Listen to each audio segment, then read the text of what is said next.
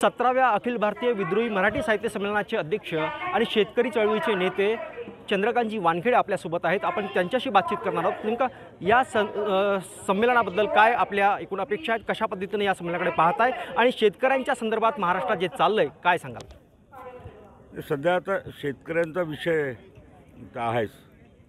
म्हणजे आधीच्या सरकारमध्ये आत्महत्या होत्या, आता हे जे नवीन आलेलं सरकार आहे अच्छे दिनवालं, या सरकारने एक म्हणजे 2016 नंतर नॅशनल क्राईम रेकॉर्ड ब्युरोचे जे आकडेवारी आत्महत्येची आहे ती बंद करून टाकली। याचा अर्थ असा की त्यांनी मढ्यावर एक पांघरून टाकून दिलेलं आहे। म्हणजे आत्महत्या तेव्हाही होत होते, आताही होत आहेत, मोठ्या प्रमाणात होत आहेत, पण त्याची आकडेवारी जाहीर करायची नाही म्हटल्यानंतर एक इम्पॅक्ट जो येतोय तो येत नाही आहे। एकूण आता शेतकऱ्यांच्या प्रश्नापेक्षा सुद्धा आता फॅसिझमच्या विरोधी लढाई ही आहे। म्हणजे इथेच अखिल भारतीय साहित्य संमेलन आहे आणि इथेच विद्रोही साहित्य संमेलन होतं आहे। मला स्वतःला असं वाटतं की अखिल भारतीय साहित्य संमेलन अखिल भारतीय सरकारी संमेलन होऊन राहिलेलं आहे। म्हणजे तिथे काय कार्यक्रम होणार आहे याची चर्चा नाही आहे, पण काय जेवणाचा मेनू असेल याची चर्चा आहे की हे जेवण असेल ते असेल, असा नाश्ता असेल। आणि 50 लाखामध्ये आता भागत नाही आहे, 2 कोटी रुपये देऊन टाकले। म्हणजे गुवाहाटीला जसे खोके दिले गेले तसे आता साहित्यिकांना खोके दिले जातात की काय असंही मला वाटायला लागलेलं आहे। त्यामुळे याचं प्रयोजन अधिक आहे, कारण तळागाळातल्या लोकांचे समस्या ज्या आहेत त्या पातात जे काढलेल्या आहेत ते वर आणणं, त्याला वाचा फोडणं आणि त्याला एक व्हाईस देणं हे विद्रोही साहित्य संमेलनाचं उद्दिष्ट आहे। दुसरं असं महत्त्वाची गोष्ट म्हणजे आजचा जो दिवस आहे, आजच्याच दिवशी 75 वर्षापूर्वी वल्लभभाई पटेलांनी राष्ट्रीय स्वयंसेवकावर बंदी आणलेली होती। म्हणजे असा आजचा दिवस आहे।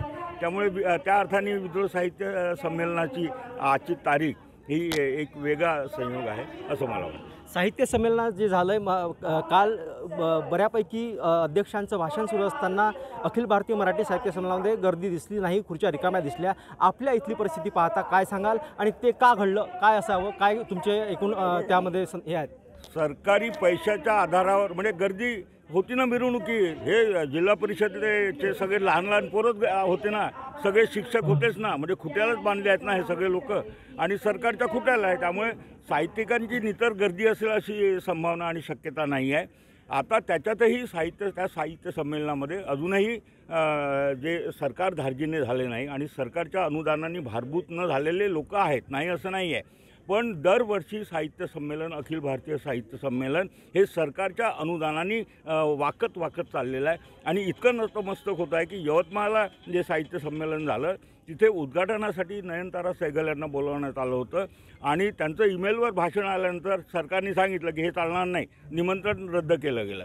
त्याच्यानंतर इथेही या संमेलनामध्ये आधी जो अध्यक्ष ठरला होता त्याचं काहीतरी सावरकरावर एक विधान होतं म्हणून तो चालणार नाही असे फरमान सरकारकडनं आले।